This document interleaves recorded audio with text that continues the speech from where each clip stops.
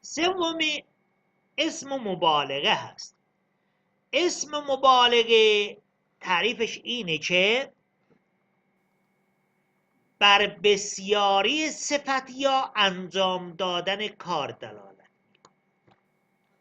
بر بسیاری صفت یا انجام دادن کار، مثل فهامت یعنی بسیار با فهم، صبار بسیار با صبر.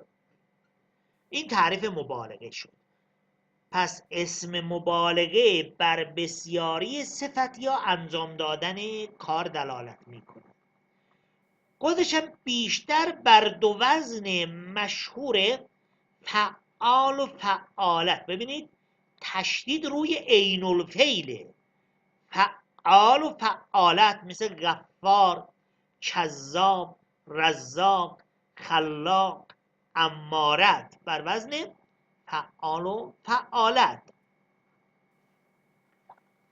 منتها این اسم مبالغه یعنی اسمهایی که بر وزن فعال و فعالت میان غالبا سه معنی داره. یکی دلالت بر کثرت صفت، دلالت بر کثرت صفت مثل علام، صبار، این کثرت صفت.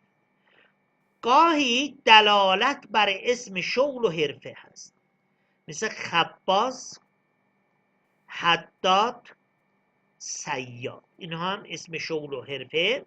طیار، رسام، طباخ.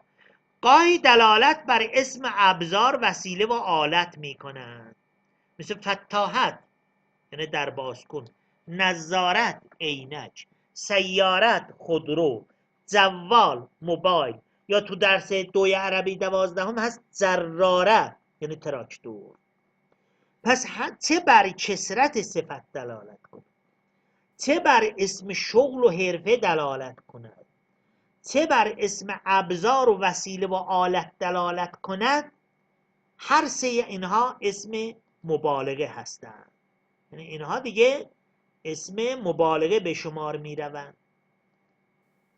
این نکته 51 هم دقت کنید. ببینید ما یه کلمه طیار داریم که تو درس 7 عربی 10 به کار رفته به معنی جریان.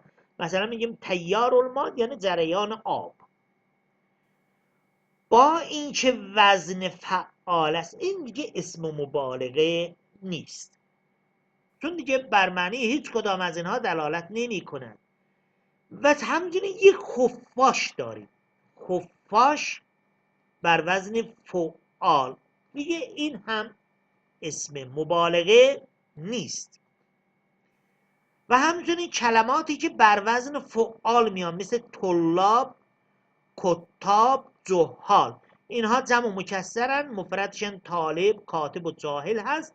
اینها اسم فاعل هستند، اسم مبالغه